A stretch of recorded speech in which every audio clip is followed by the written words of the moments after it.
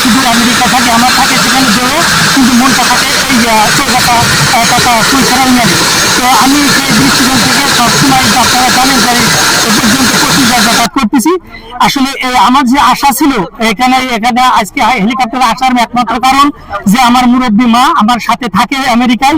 আমার একটা ইচ্ছা ছিল যে তখন মা যখন আর যাওয়ার তেমন সম্ভাবনা থাকবে না, তখন মাকে নিয়ে একদিন আমি আমার এই গ্রামে আমি হেলিকপ্টারে আসবো, সেই শখটাই মূলত পূরণ করেছি।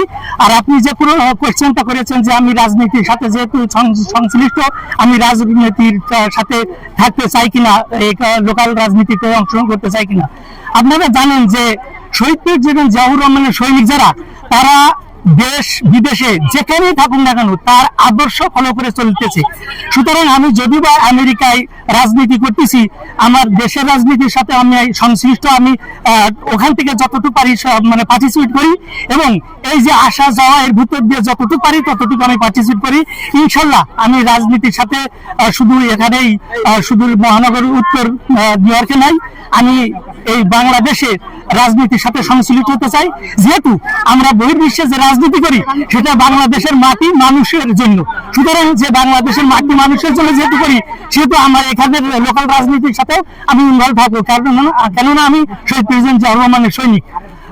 আপনাকে অসংখ্য ধন্যবাদ জানাচ্ছি। আমাকে একটু এলাকার মানুষ আপনাকে যেভাবে বরণ করে নিল, অবশ্যই অবশ্যই এটা খুব আনন্দের বিষয়।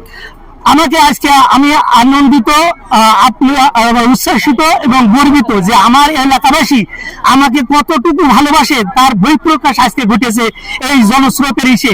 আসলে আমরা জানি যে এই যে আমাদের গ্রামের অঞ্চলে যে এই সময় সবচেয়ে কাজ করার একটা টাইম এবং মৌসুম, সেই সব কিছু উপেক্ষা করে যে আমাকে এই যে আমি এসেছি তাদের ভালোবাসার টানে, সেটাই যে ফিডব্যাক দিতে তারা এসেছে সমস্ত সবকিছু অ্যাভয়েড করে, এর জন্য আমি আবারও আমার ব্যক্তিগত পক্ষ থেকে, আমার পরিবারের পক্ষ থেকে এবং আমার নিউ ইয়র্ক মহানগর উত্তর বিএনপির পক্ষ থেকে আমি ধন্যবাদ জানাচ্ছি এবং আপনাদের সকলের কাছে আমার কৃতজ্ঞতা প্রকাশ করতেছি।